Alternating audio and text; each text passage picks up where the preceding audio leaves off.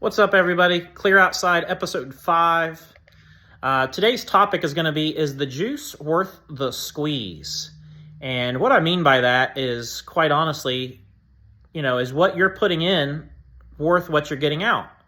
And we're going to talk about boxes in particular. Obviously we're a NASCAR group, and that's what our thing is. So that's what I'm going to speak on. But this really applies to every sport: football, wrestling, basketball, whatever, baseball, whatever your heart desires. But the question is the juice worth the squeeze?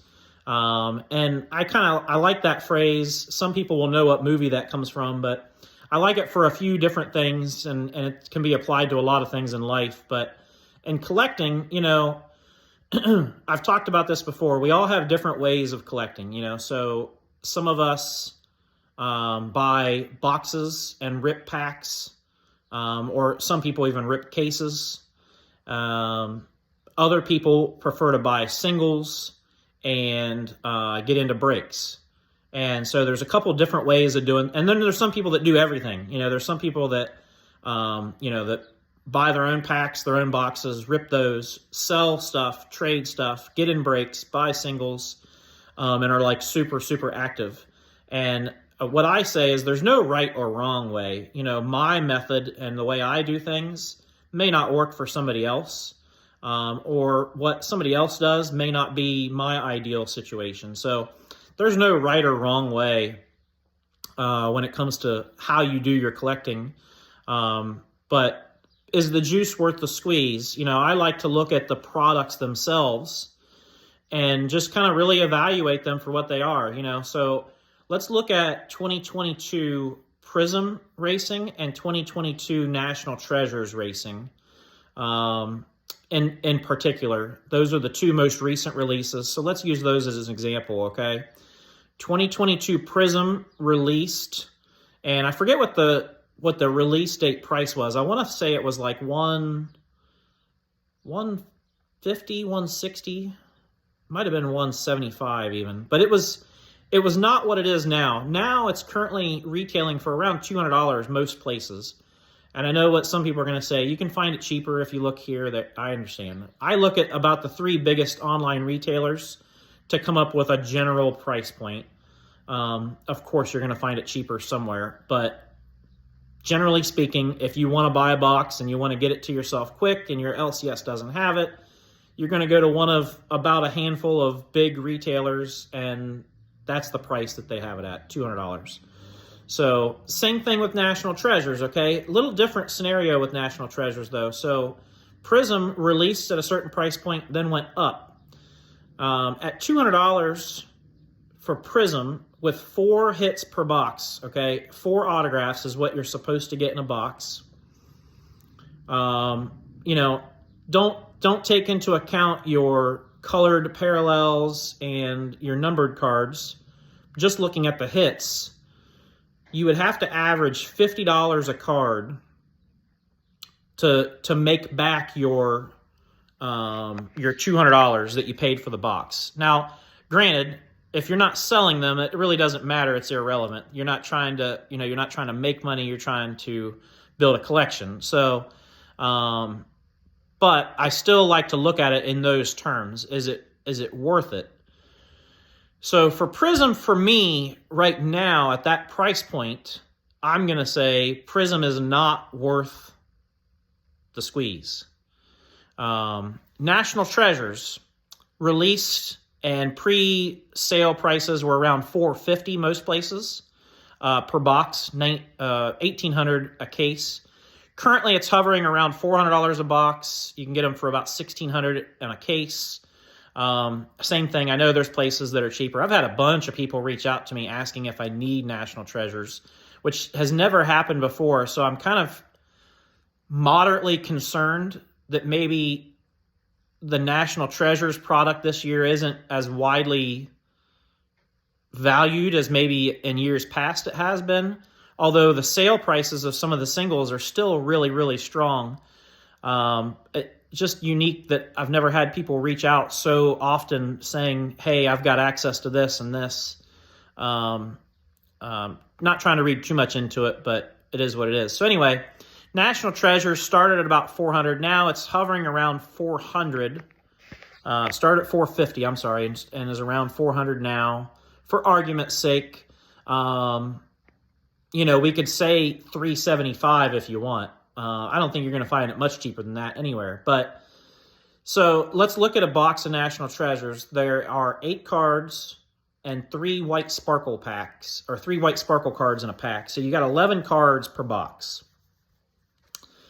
375 divided by 11, I think rough math puts you at about $34 a card. So you got to average about $34 for every card that you get out of that National Treasures box to make it worth justifying paying what you paid for the box. So, if you're ripping boxes and you're trying to sell them or flip them or whatever, I don't think the juice is worth the squeeze this year on National Treasures either, to be quite honest. And I hate to be Debbie Downer and say that, but it just what is what it is. There are, and I'm not completely anti-redemptions. They exist everywhere. But facts are facts. Redemptions take a long time to get fulfilled. By the time you get your redemptions, the excitement has worn off, and the odds of, if you wanted to sell that card, the odds of you selling it for what it would have been worth had it been pack pulled have gone down tremendously. So, and there's a lot of big names with redemptions this year from National Treasures, Hailie Deegan, Chase Elliott, Clint Boyer, Denny Hamlin, Martin Truex Jr., Ty Gibbs. I could keep going. There's a bunch of really well-known, really, really popular drivers that have redemptions. And again, I'm not like completely anti-redemptions. It is what it is. But at the end of the day, I do think it hurts the value of the product overall. So for me, if you're ripping boxes, the juice is not worth the squeeze on National Treasures or Prism at the current price point. And that's just my opinion. And you can apply those same theories and same thought processes to, say football. Like tonight, for example, we're going to rip 2022 Phoenix Football Hobby in a group break. It's about $275 for the box, and you get 3 hits. Now, there's some pretty cool parallels in there. Like, they've done some cool stuff, don't get me wrong. But, you're looking at averaging $80, $85 a card on the hope that you're going to hit something really, really monstrous. And so, when you start playing the box ripping game, how many losers are you going to have before you have a winner kind of thing? I kind of look at it like playing slots at the casino. Eventually you're gonna hit one, and hit a jackpot, but how much are you gonna put in before you get to that? So, again, it's not for everybody to rip boxes, and I understand that. I see a lot of people, not a lot of people, but I see a handful of people in the NASCAR community that rip full cases, and then they will immediately say everything's for sale, which I truly don't understand, and I never will understand that. I really, truly won't. If you're a collector and you're trying to find one driver, then okay, I get it. But there's certain people that I have seen rip case after case after case after case, and they're not looking for anything other than the one person told me, "Oh, I just like ripping boxes and packs," and that's I get it. But you have to be losing money, especially at the rate that they're selling on eBay, and with the current tax situation, that's got to be a losing proposition. So, on the flip side, when you look at card breaks aren't for everybody either. But, when you get into a card break, you're spending far less money. Say, for example, you get into a 4-box Prism break or a full case National Treasures break. A full case National Treasures break in our group, the most expensive drivers, I think, were $90. And so you could take the four most expensive drivers. You could take like Dale Earnhardt Jr., Chase Elliott, Kyle Busch, and Kyle Larson in a case break. And yeah, you only got four drivers, but you're getting four boxes worth of those drivers, hopefully, and you've still only spent what you would have spent on one box that you may not have gotten a single card of the driver you want. So I think breaks present a really good opportunity for people, especially people that are on a tighter budget. And when I say tighter budget, we all have a different version of a tight budget. When I first got back into collecting, my collecting budget was like $25 a month, like very, very slim budget, shoestring, in my opinion. And some people operate on that budget constantly, and that's okay, that's fine, that's great. It's good for everybody that we have collectors that are staying involved even though they're on a tight budget. And I give those people, like myself, when I got back into it, tons of credit, because it's hard to stay the course. Luckily, things with work and life have improved for me over the last few years, and I'm a little bit better positioned than I was. But I wouldn't call myself a baller or a big spender or anything like that. I'm very, very aware of what I spend and how I spend it, and I'm very conscious of, if I buy something, it's going to be something I want. And if I almost never buy something that's not for my collection anymore. I used to buy things to sell and trade, thinking, oh, maybe it'll help me get this. I've kind of moved past that phase a little bit because it's just a little bit more headache than I want to deal with at this point, especially with where I'm at with my collection. And I'm a little bit unique with my collection compared to others because I have a certain amount of space that I've allowed my collection to grow to, and I won't let it get past that. So as I continue to add new cards, I have to get rid of something. And so that allows me, kind of gives me the opportunity to be really selective about what I buy, what I add to the collection. Because if something new is coming in, something else is going out, and you got to make that decision. But not everybody has to do it like that. I do. And I won't get into my reasons. Primarily just space. Physical space is the most obvious reason. So like I said, is the juice worth the squeeze on ripping packs, ripping boxes, ripping cases, getting in breaks, buying singles?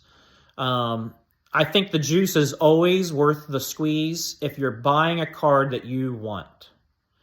That's ultimately what it comes down to for me. If it's something you want for your collection, don't let anybody else tell you, oh, you paid too much for that, or whatever. I bought a Nick Chubb autograph from my local shop probably 3 or 4 months ago, and I paid $60 for it.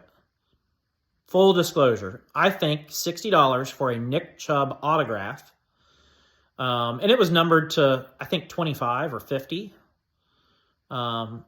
I think $60 for that card was a fair price. I didn't look it up on eBay. I didn't try to comp it. I didn't try to do any. I was at my local shop. I'm supporting my local shop. I saw a card that I wanted. The price looked good to me. I bought it. And I immediately had somebody, when I posted it, say, oh, you could have got that for $40. Well, I don't know what good that does anybody saying that, for one. But for me, the juice was worth the squeeze. It was a card I wanted. It was a card I liked. It's a card I still own today. And I wanted to buy it from my local shop. And if it meant paying a few dollars more to the local shop to help them stay in business, then by all means, I am happy to do that. And I got a card that I'm happy to own. For me, the juice is worth the squeeze anytime you buy something that goes in your collection that you want. Doesn't matter what it is. It can be a $1 parallel, or it can be a $300 101. Doesn't matter.